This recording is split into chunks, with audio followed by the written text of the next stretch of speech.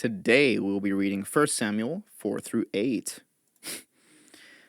And Samuel's word came to all Israel. Now the Israelites went out to fight against the Philistines. The Israelites camped at Ebenezer, and the Philistines at Aphek.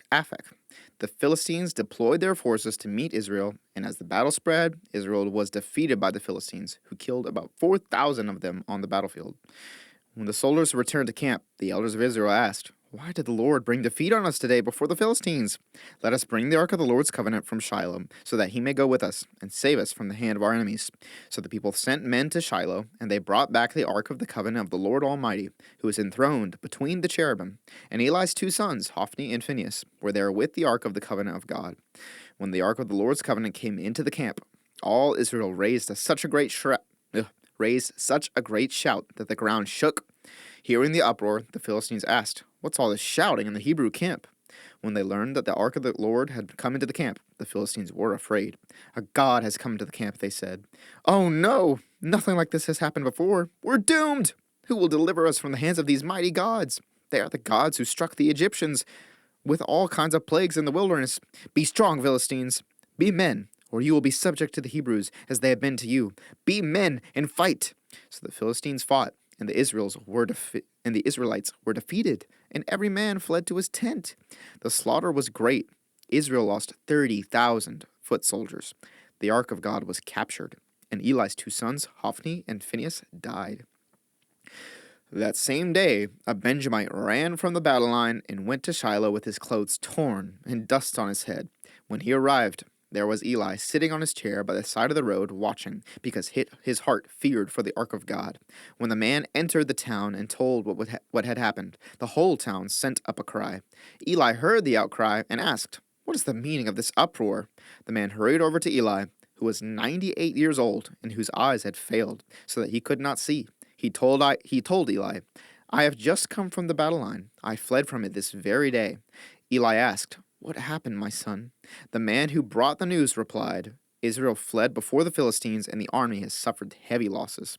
Also, your two sons, Hophni and Phinehas, are dead, and the ark of God has been captured." When he mentioned the ark of God, Eli fell backward off his chair by the side of the gate.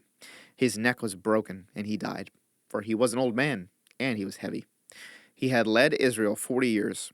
His daughter-in-law, the wife of Phinehas, was pregnant and near the time of delivery.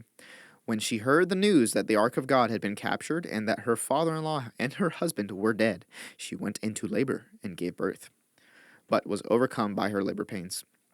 As she was dying, the women attending her said, "Don't despair, you have given birth to a son."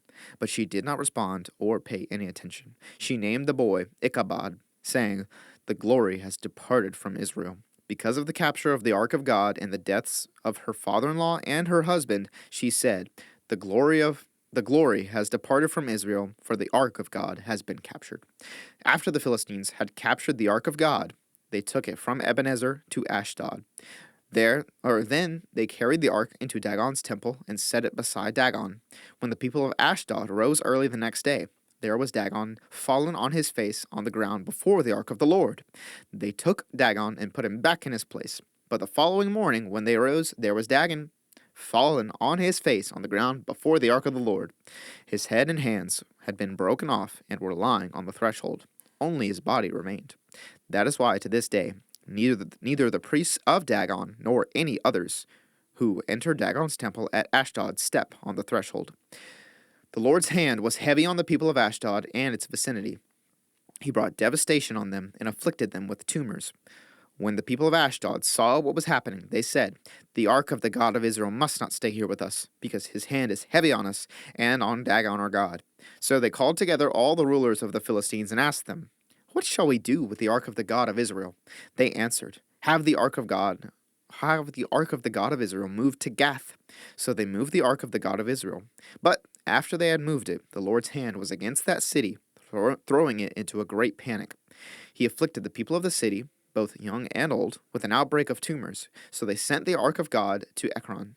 As the ark of God was entering Ekron, the people of Ekron cried out, "They have brought the ark of the God of Israel around to kill us and our people." So they called together all the rulers of the Philistines and said, "Send the ark of the God of Israel away." Let it go back to its own place, or it will kill us and our people. For death had filled the city with panic. God's hand was very heavy on it. Those who did not die were afflicted with tumors, and the outcry of the city went up to heaven. When the ark of the Lord had been in Philistine territory 7 months, the Philistines called for the priests and the diviners and said, "What shall we do with the ark of the Lord? Tell us how we should send it back to its place." They answered, "If you return the ark of the God of Israel, do not send it back to him without a gift. By all means, send a guilt offering to him. Then you will be healed, and you will know why his hand has not been lifted from you." The Philistines asked, "What guilt offering should we send to him?" They replied, 5 gold tumors and 5 gold rats, according to the number of the Philistine rulers, because the same plague has struck both you and your rulers. Make models of the tumors and of the rats that are destroying the country, and give glory to Israel's God. Perhaps he will lift his hand from you and your gods and your land. Why do you harden your hearts, as the Egyptians and Pharaoh did? When Israel's God dealt harshly with them, did they not send the Israelites out so they could go on their way? Now then, get a new cart ready, with 2 cows that have calved and have never been yoked. Hitch the cows to the cart, but take their calves away and pen them up. Take the ark of the Lord and put it on the cart, and in a chest beside it, put the gold objects you are sending back to him as a guilt offering. Send it on its way, but keep watching it. If it goes up to its own territory, toward Beth Shemesh, then the Lord has brought this great disaster on us. But if it does not, then we will know that it was not his hand that struck us, but that it happened to us by chance. So they did this. They took 2 such cows and hitched them to the cart and penned up their calves. They placed the ark of the Lord on the cart, and along with it the chest containing the gold rats and the models of the tumors. Then the cows went straight up toward Beth Shemesh, keeping on the road and lowing all the way. They did not turn to the right or to the left. The rulers of the Philistines followed them as far as the border of Beth Shemesh. Now the people of Beth Shemesh were harvesting their wheat in the valley, and when they looked up and saw the ark, they rejoiced at the sight. The cart came to the field of Joshua of Beth Shemesh, and there it stopped beside a large rock. The people chopped up the wood of the cart and sacrificed the cows as a burnt offering to the Lord. The Levites took down the ark of the Lord, together with the chest containing the gold objects, and placed them on the large rock. On that day, the people of Beth Shemesh offered burnt offerings and made sacrifices to the Lord. The 5 rulers of the Philistines saw all this and then returned that same day to Ekron. These are the gold tumors that the Philistines sent as a guilt offering to the Lord, 1 each for Ashdod, Gaza, Ashkelon, Gath, and Ekron. And the number of the gold rats was according to the number of Philistine towns belonging to the 5 rulers, the fortified towns with their county villages. The large rock on which the Levites set the ark of the Lord is a witness to this day in the field of Joshua of Beth Shemesh. But God struck down some of the inhabitants of Beth Shemesh, putting 70 of them to death, because they looked into the ark of the Lord. The people mourned because of the heavy blow the Lord had dealt them. And the people of Beth Shemesh asked, "Who can stand in the presence of the Lord, this holy God? To whom will the ark go up from here?" Then they sent messengers to the people of Kiriath-jearim, saying, "The Philistines have returned the ark of the Lord. Come down and take it up to your town." So the men of Kiriath-jearim came and took up the ark of the Lord. They brought it to Abinadab's house on the hill and consecrated Eleazar, his son, to guard the ark of the Lord. The ark remained at Kiriath-jearim a long time, 20 years in all. Then all the people of Israel turned back to the Lord. So Samuel said to all the Israelites, "If you are returning to the Lord with all your hearts, then rid yourselves of the foreign gods and the Ashtoreths, and commit yourselves to the Lord and serve him only, and he will deliver you out of the hand of the Philistines." So the Israelites put away their Baals and Ashtoreths and served the Lord only. Then Samuel said, "Assemble all Israel at Mizpah, and I will intercede with the Lord for you." When they had assembled at Mizpah, they drew water and poured it out before the Lord. On that day they fasted, and there they confessed, "We have sinned against the Lord." Now Samuel was serving as leader of Israel at Mizpah. When the Philistines heard that Israel had assembled at Mizpah, the rulers of the Philistines came up to attack them. When the Israelites heard of it, they were afraid because of the Philistines. They said to Samuel, "Do not stop crying out to the Lord for our God for us, that he may rescue us from the hand of the Philistines." Then Samuel took a suckling lamb and sacrificed it as a whole burnt offering to the Lord. He cried out to the Lord on Israel's behalf, and the Lord answered him. While Samuel was sacrificing the burnt offering, the Philistines drew near to engage Israel in battle. But that day the Lord thundered with loud thunder against the Philistines and threw them into such a panic that they were routed before the Israelites. The men of Israel rushed out of Mizpah and pursued the Philistines, slaughtering them along the way to a point below Bethkar.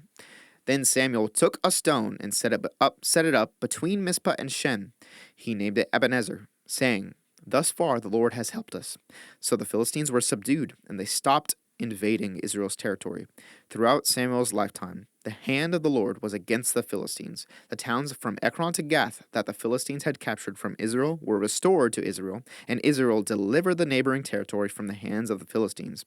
And there was peace between Israel and the Amorites. Samuel continued as Israel's leader all the days of his life. From year to year, he went on a circuit from Bethel to Gilgal to Mizpah, judging Israel in all those places. But he always went back to Ramah, where his home was. And there he also held court for Israel, and he built an altar there to the Lord. When Samuel grew old, he appointed his sons as Israel's leaders. The name of his firstborn was Joel, and the name of his second was Abijah, and they served at Beersheba. But his sons did not follow his ways. They turned aside after dishonest gain and accepted bribes and perverted justice. So all the elders of Israel gathered together and came to Samuel at Ramah. They said to him, "You are old, and your sons do not follow your ways. Now appoint a king to lead us, such as all the other nations have." But when they said, "Give us a king to lead us," this displeased Samuel. So he prayed to the Lord. And the Lord told him, "Listen to all that the people are saying to you. It is not you they have rejected, but they have rejected me as their king, as they have done from the day I brought them up out of Egypt until this day, forsaking me and serving other gods, so they are doing to you. Now listen to them, but warn them solemnly, and let them know what the king who will reign over them will claim as his rights." Samuel told all the words of the Lord to the people who were asking him for a king. He said, "This is what the king who will reign over you will claim as his rights. He will take your sons and make them serve with his chariots and horses, and they will run in front of his chariots. Some he will assign to be commanders of thousands and commanders of fifties, and others to plow his ground and reap his harvest, and still others to make weapons of war and equipment for his chariots. He will take your daughters to be perfumers and cooks and bakers. He will take the best of your fields and vineyards and olive groves and give them to his attendants. He will take a tenth of your grain and of your vintage and give it to his officials and attendants. Your male and female servants and the best of your cattle and donkeys he will take for his own use. He will take a tenth of your flocks, and you yourselves will become his slaves. When that day comes, you will cry out for relief from the king you have chosen. But the Lord will not answer you in that day." But the people refused to listen to Samuel. "No," they said, "we want a king over us. Then we will be like all the other nations, with a king to lead us and to go out before us and fight our battles." When Samuel heard all that the people said, he repeated it before the Lord. The Lord answered, "Listen to them and give them a king." Then Samuel said to the Israelites, "Everyone go back to your own town,